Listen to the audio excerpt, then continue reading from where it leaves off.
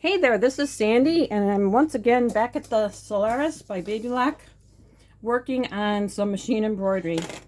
I'm on a journey to learn as much as I can about this machine, and I very often am focusing on machine embroidery because I am studying stabilizing and needles and all that good stuff that goes along with the machine embroidery process inside the machine. And so while I was wanting to move on to IQ scanning, I would still want to continue to work on machine embroidery. So today I'm working on this cute little design with 3 ghosts because we've got fall coming up, and it's a birthday present for someone. And I've changed up the colors. I ended up getting this design from a shop on Etsy, so I'm not really promoting anything from Etsy, but I can tell you that so far I like the design. It seems to be digitized very well. There's only one thing I'll mention once we get going that I wish the digitizer would have done, but right now it looks beautiful. So I'm going to zoom in and continue to stitch out this design. There's only let's see, 1, 2, 3, 4 color changes left. So, and as you can see, well, it's kind of close up, they used like purple and pink, and I changed those up because this is for boys that love to read, and they're really 100% boys. And so I wanted to make sure that the colors I picked were good for them. And this is like a really pretty orange. It's a Floriani thread. All the threads I use are Floriani, and they seem to do a really good job. I get them from my local sewing shop, Sewing Source in Lake Villa, and so they have lots of thread. They have stabilizer. I bought my machine there. Really nice small local business. So if you're in the area of Lake Villa, Illinois, you know, give them a shout out or stop by. I usually try to put their contact information in my description of the videos, so you can check there too if you want to look at their website. So it's doing the letters now. It's as you can see from the design, I always look at how it stitches out initially, how the digitizer laid out, you know, that I think they call it a tack down stitch. They like do a tack down stitch for where the ghosts are, for instance, to just get those fibers to stay in place. You know, it's kind of, to me, it's kind of like basting. A lot of times I'll do a basting stitch around the embroidery if it's a larger piece. I haven't done it on these t-shirts that I've been doing the last couple of days, and I've had really good luck, knock wood. But so that I could tell initially when those ghosts were stitching out that whoever digitized this did a really good job. And you can see it in the letters too. I want to learn digitizing someday, but I'm dedicating at least another half a year to learning the machine before I invest in any digitizing software. But so far I like this design. What else? I was gonna say that the only thing I wish the digitizer did on this one was clip those jump stitches, like have the machine cut the thread before it jumps over to, like, say for instance the bat. Here is, you know, a jump stitch, and here's one here, here's one here, there's one between the other ghost eyes, there's one on the D, there's one on the R, and the O's down here. So they're not a big deal, but anytime you gotta, if you're clipping a jump stitch that's in between the design itself, it's not a big deal. But when you gotta fish it out of the design itself, you always have the risk of clipping those embroidered, like the white. And when I'm trying to get the black, I might clip the white. Even though I have like a special tweezers to lift the thread up and a special little trimmer scissors to clip the end, there's always that risk when you're trying, especially when you're trying to dig up that thread. I had that issue yesterday. I was okay when I was trimming those stitches, the jump stitches on top of the design, but you know, sometimes there's just no way. You just pull up the thread behind it and it gets stretched. Then you got to kind of like press it down to make it relax again.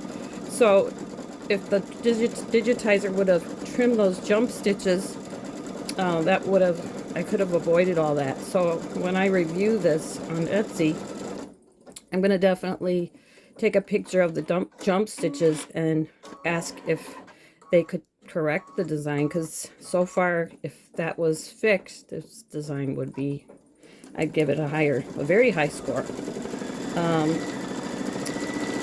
So that's the only thing so far that I wish was different. And I bought a couple designs from this same shop. I think it was the same shop yesterday. No, I did some trucks, a semi-truck yesterday in a live. It was my first live. And they turned out really well. I do think that was a different shop. But they turned out so cute. And if you look for that live video, it's the first one that I did it ever on my channel. And you might have to turn your phone sideways, because I didn't know when you record a live that you record it in portrait mode, which is the opposite of when I'm doing like this video. I'm recording it in landscape mode, and it has to be that way, or else when you look at the video, it will be in portrait mode if I hold it the wrong way, and then the sides will have black on it, and it's just a smaller viewing area. So I learned a lot yesterday while doing a live, especially the fact that if I want to actually do lives where I'm interacting with people who are watching,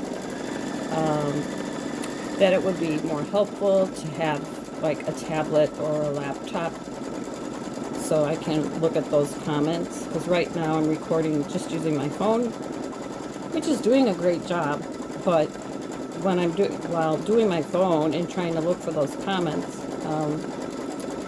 it's just too difficult.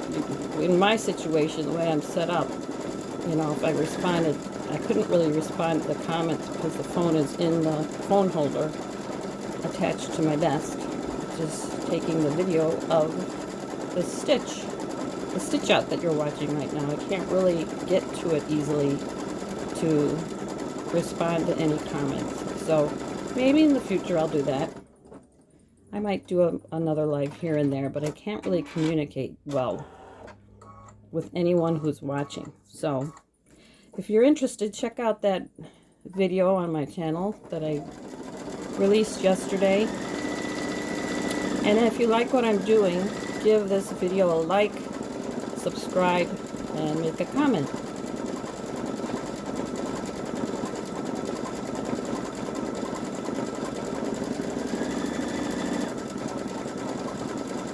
The two boys that I'm making 2 t-shirts like this. They love to read, so I thought this would be a fun little gift to give them.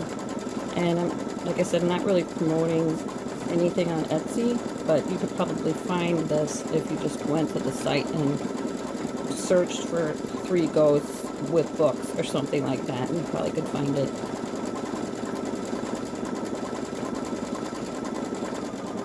So all we've got left is it's going to ask me to change the thread color to black so it can outline those orange letters.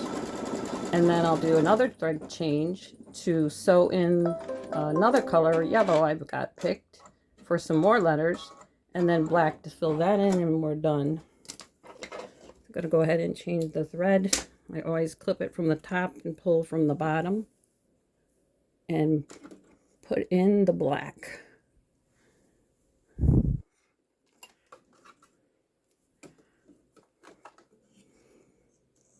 And I will tell you while this is stitching out next how I have it stabilized. I think I have an organ needle.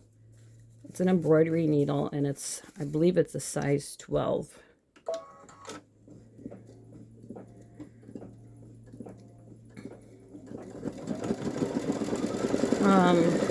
The other thing, before I forget, I check, of course, see, it just jumped over the orange part of the stitching for the B to do the black. And if they could have just trimmed the stitch and then moved the foot over. If I'm ever digitizing, I'm always going to do that. But what I have stabilized, oh, I was going to say, the outline is a really big key thing that I look for. The outline usually comes somewhere near the end or after stitching out part of a design. What I've seen in the past is the outline all comes at the end. For some reason, the digitizer decided to switch the thread to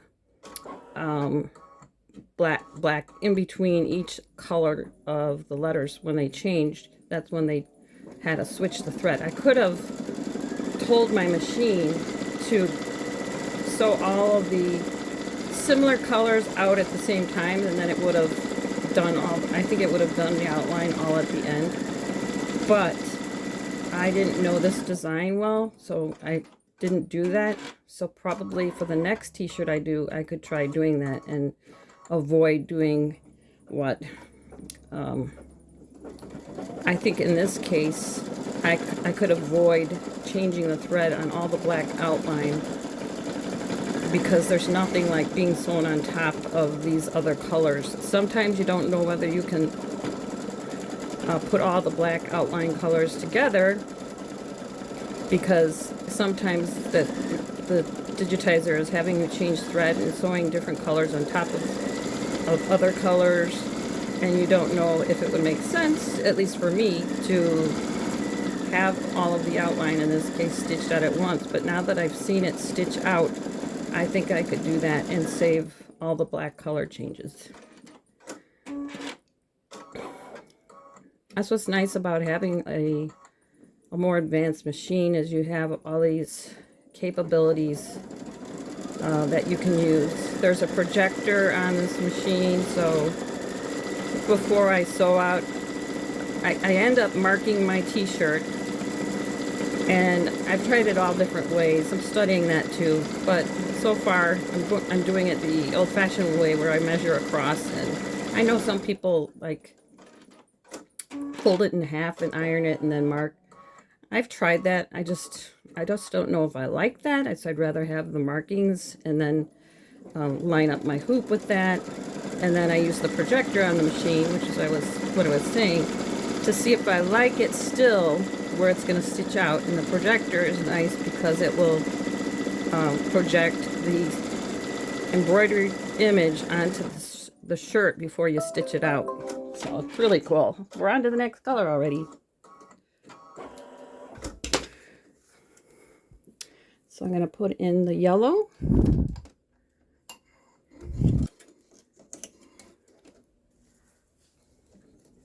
And I still have to tell you about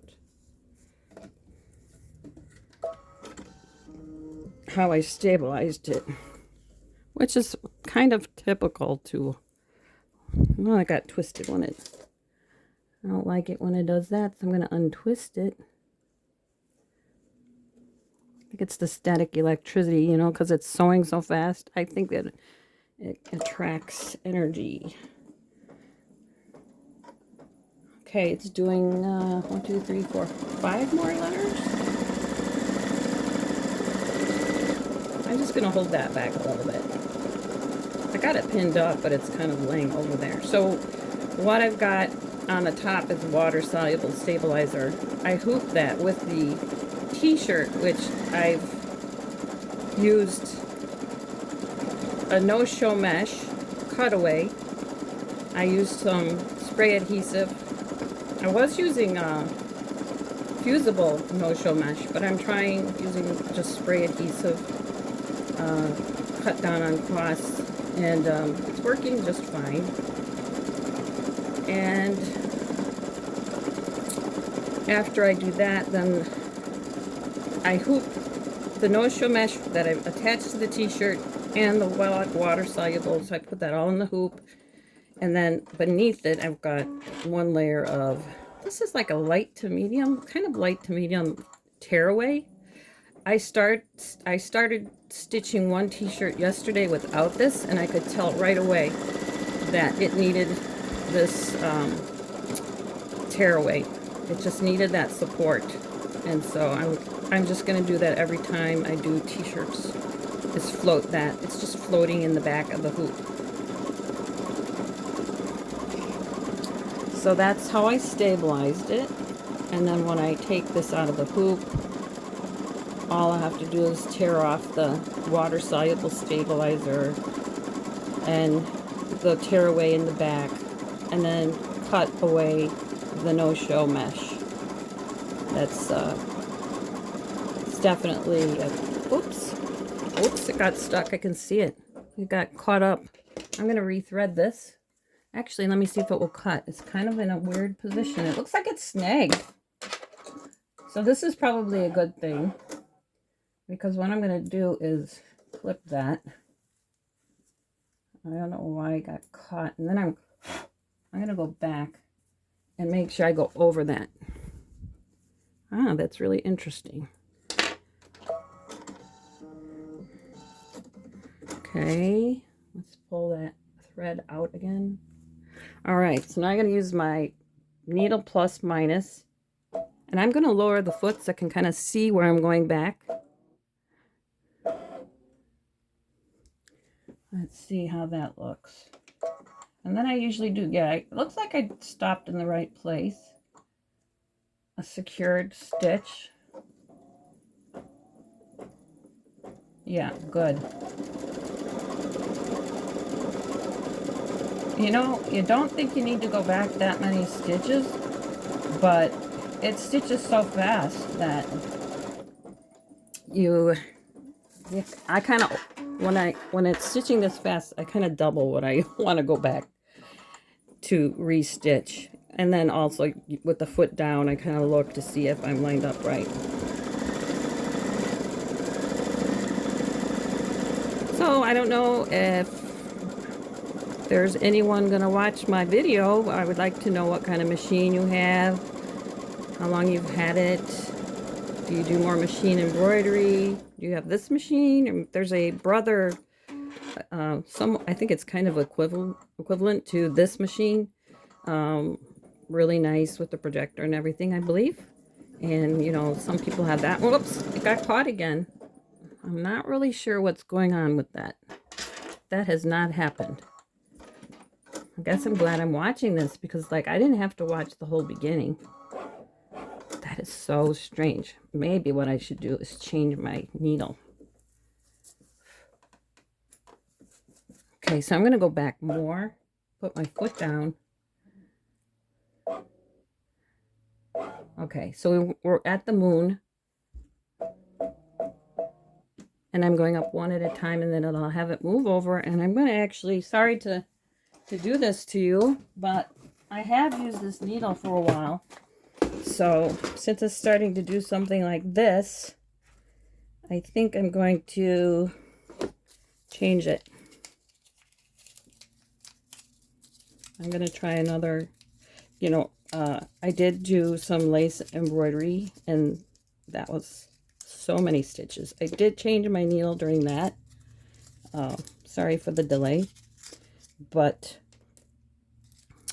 I have not changed it since, and I've stitched a couple more t-shirts. So we'll see how this works. Okay, here's my little screwdriver. It's kind of hard to get in here with the hoop, but we'll figure it out. And then I'm going to check the needle after we get going again.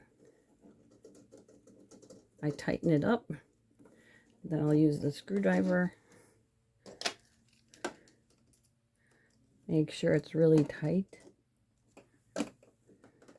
I'm going to make sure I got it up there good. Yep, I do. There. Really tight. Get it behind the thread guide really good. I know I always do that. I can't tell you how many times I've rethreaded this machine. And I left the tail a little long by accident, so I'm going to trim that a little bit. Okay, let's see how...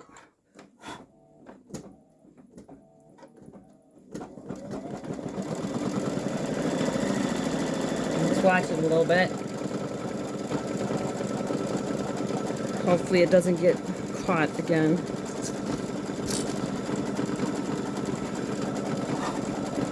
Well, it looks like it's okay. This needle feels good, but since I've used it a long time, I'm going to toss it. It might have a little burr on it or something. So now you've seen me change the needle. So that's something. Bet you guys have to do that. I think I was saying that, you know, it would be interesting to know what kind of machine you have. Oh, I heard something again.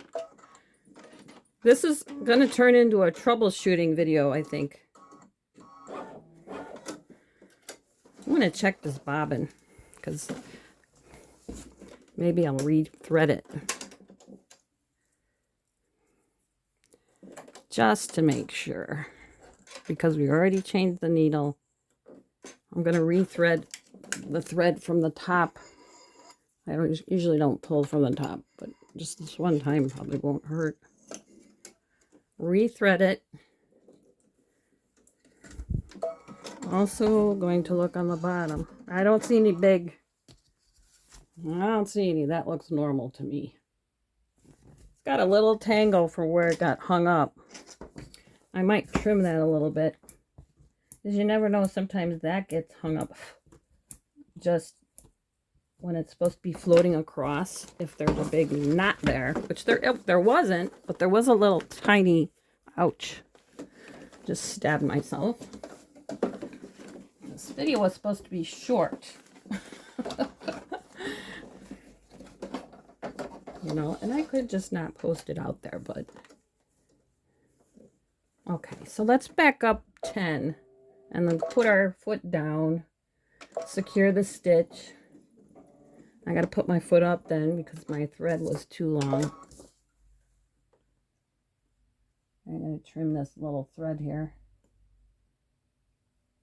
I have to apologize. I can't really see it. It's like yellow against yellow. There we go. So I secured it and then I told it to stitch again. I believe it's laying good. All right, so we'll continue to stitch that out. I keep trying to talk about your machines and then it starts to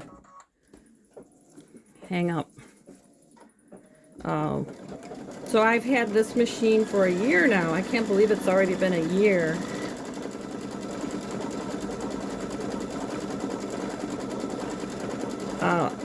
And I've learned a lot on the machine. For sure, I've done countless projects. But I'm moving into IQ scanning with the scanning. Learned a lot about that still. I'm trying to think of some easy projects to demonstrate for myself and for whoever's watching. And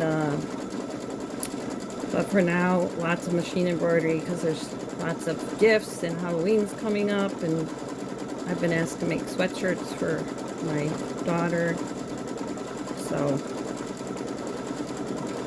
yeah, lots to do and lots of goals I've got set for the machine.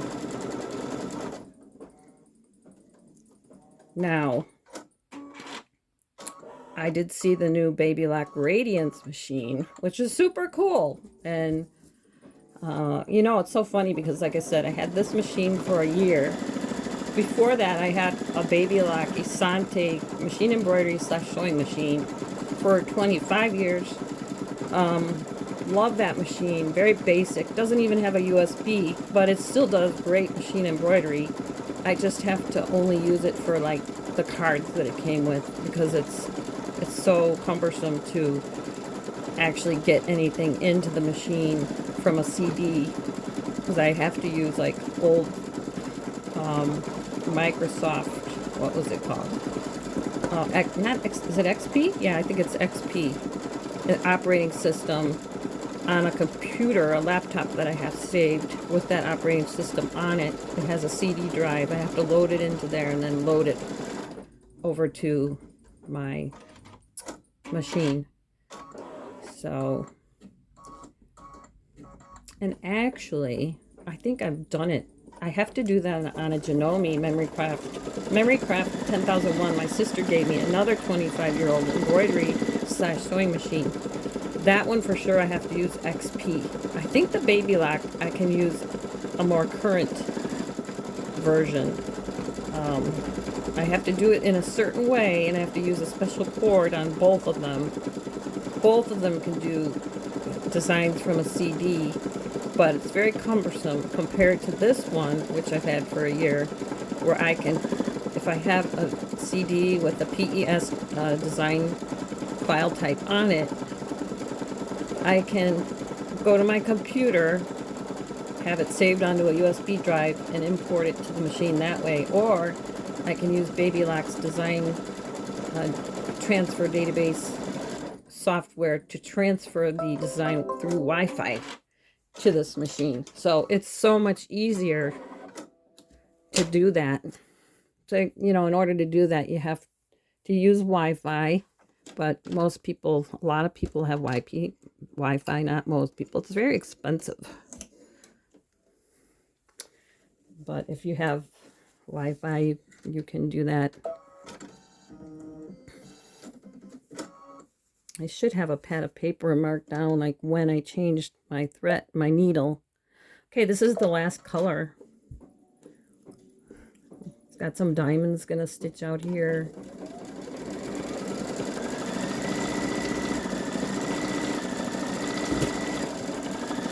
I wonder if that's like the bobbin. I am using Babylock's bobbin winder on this machine to do the last several sweatshirts and edge-to-edge quilting. I have used their, and I do hear that noise when it's doing machine embroidery now and then, so I'm thinking of maybe trying some pre-wound bobbins. You know, I really hate to do that because I'm big on recycling and reusing, and so I'd rather wind my own bobbins. But it seems like with any machine, even the portable bobbin winder does not wind the bobbins evenly. This machine will wind bobbins better than any portable bobbin winder that I've tried. But I'm definitely going to try using some pre-wound bobbins to see if that helps with that noise that I hear. Like it's getting caught in the bobbin case or something when it starts stitching fast like that. I noticed that when I was doing the last lace project. I don't think that I recorded any of those, but that was a very wonderful project with 6 reindeer and a sleigh. And you don't use fabric. You create the piece by just hooping water-soluble stabilizer in a hoop, and then you take the design from the CD and you stitch it out. When you have to stitch out all the pieces and then soak those pieces in water, and the stabilizer comes off, and then you let it dry. You make sure it's shaped flat.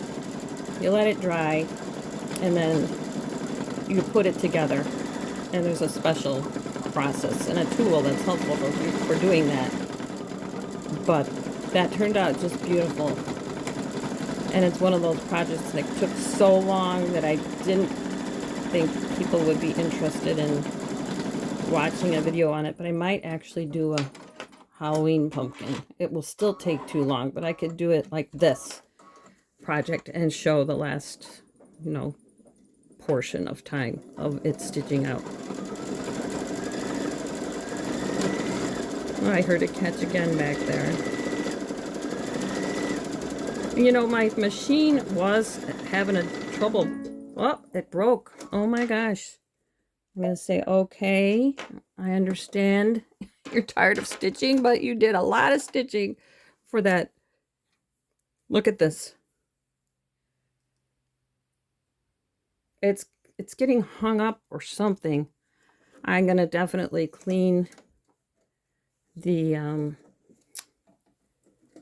needle under the needle plate after this is sewn out. And you know what? I think I'm going to have to really look to see where did it stop.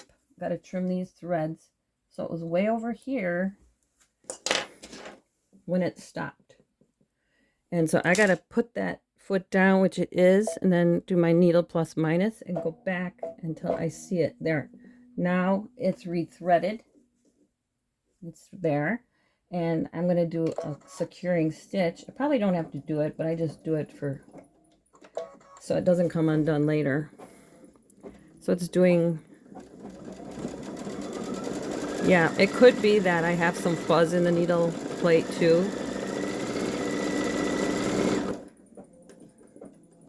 So when I go on to the next project, I'll just clean that out. I had no problems with the 2 other t-shirts I did last night, so it could be that I should not have been lazy. You know, this Floriani thread stitches out so clean that I have found I don't have to clean it every time, but maybe I should just do it anyway. I think I was saying a little while back that I was having my thread fray like that here and there when I was doing another project, and I looked at my needle plate and it had like a nick in it, so I ended up taking it to the dealer and found out, yeah, that could cause fraying, but there's no nick there. So here's the design. Let's see if I can back up there. And you know, I'll have to go in here. These are let's see if I can give you really close. See, I have to get, this is easy to get the stitches out here, but here I have to lift with another tweezer, then cut the one end and cut the other end. So I have to do that from here to here, here, here, here, from here to here, from here to here, here, here, here, sorry, across here, the nose, down in the books, you can see the jump threads, every letter.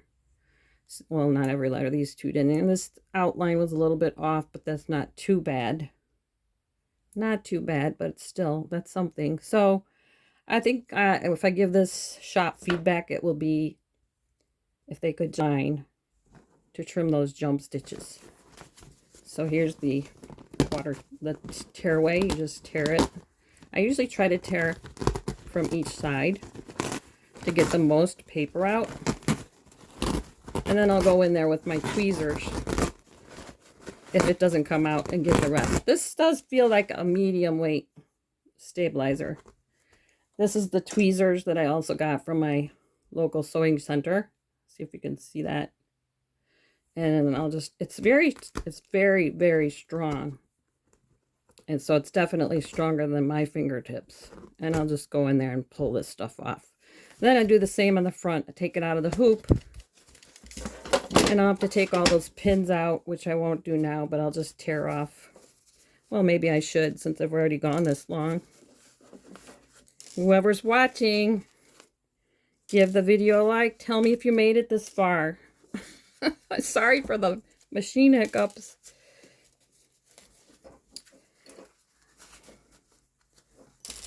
I'm tearing off I'm just getting the needles out so I can unroll it. Don't want to leave needles in for someone who's going to wear it. That would be very painful. 1 minute. So pulling from the top down, the sides in, the bottom up. Okay. And then I will go in there and trim the jump threads before I take out the rest of the water soluble. But as you can see, there's no puckers, and it's, you know, when I get all those threads trimmed and everything and the water soluble taken out, it'll be beautiful. It'll be just beautiful. So I'm going to stop now, and I'm going to clean out my needle plate area under there. With this, I have to turn off the machine. And then